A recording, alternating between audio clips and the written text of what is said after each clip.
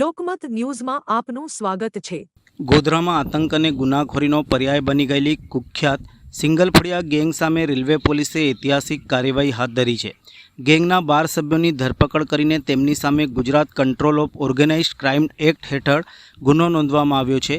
તપાસ દરમિયાન સામે આવેલા પાકિસ્તાન કનેક્શનના ખુલાસાએ સુરક્ષા એજન્સીઓની ચિંતા વધારી છે, જેના પગલે કેન્દ્રીય અને રાજ્ય સરકારની કુલ 12 જેટલી એજન્સીઓ તપાસમાં જોડાઈ છે। તપાસ દરમિયાન બહાર આવ્યું છે કે આ ગેંગનો મુખ્ય આરોપી ખાલિદ પોતાના પરિવાર સાથે 4 વખત પાકિસ્તાનની મુલાકાત લઈ ચૂક્યો છે। હાલ વિવિધ સુરક્ષા એજન્સીઓ તેના પ્રવાસ સંબંધિત દસ્તાવેજો, સંપર્કો અને પાકિસ્તાનમાં મળેલા લોકો અંગે ઊંડાણપૂર્વક તપાસ ચલાવી રહી છે। આ સમગ્ર મામલે આંતરરાષ્ટ્રીય કાવતરું અથવા દેશ વિરોધી પ્રવૃત્તિઓ સાથે સંડોવણી હોવાની શક્યતાઓ પણ તપાસના કેન્દ્રમાં છે। પોલીસ રેકોર્ડ મુજબ સિંગલફળિયા ગેંગ વર્ષ 2019થી લઈને 2025 સુધીમાં 31 જેટલા ગંભીર ગુનાઓમાં સંડોવાયેલી હોવાનું સામે આવ્યું છે। ગેંગ ઉપર ટ્રેન દુર્ઘટના સર્જવાના પ્રયાસો, રાષ્ટ્રીય સંપત્તિને નુકસાન પહોંચાડવા, વિવિધ પ્રકારની તસ્કરી અને સંગઠિત ગુનાખોરીના અનેક કેસ નોંધાયેલા છે।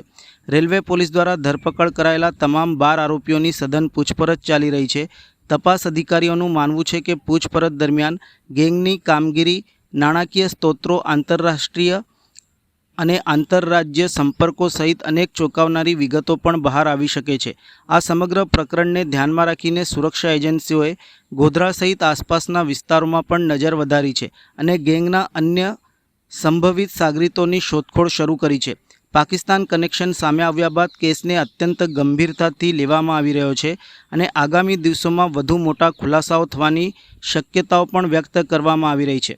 પત્રકાર પરિષદમાં સમગ્ર બાબતને લઈને વિસ્તૃત માહિતી આપવામાં આવી હતી। ત્યારે જે ત્યાં કરાચી ખાતે જે રહેમાનિયા મસ્જિદ ગોધરા કોલોની આવેલી છે, એમના અમુક જે પાર્ટીશનના પહેલા થાય છે, તો અમે લોકોએ તપાસ કરી રહ્યા છે કે હમણાં એ કોઈ પણ પ્રકારથી ત્યાં સંપર્ક કરે છે કે નહીં, પારિવારિક બાબતો શેર કરે છે કે અન્ય કોઈ પણ પ્રકારની તંત્ર સંબંધિત બાબતો શેર કરે છે।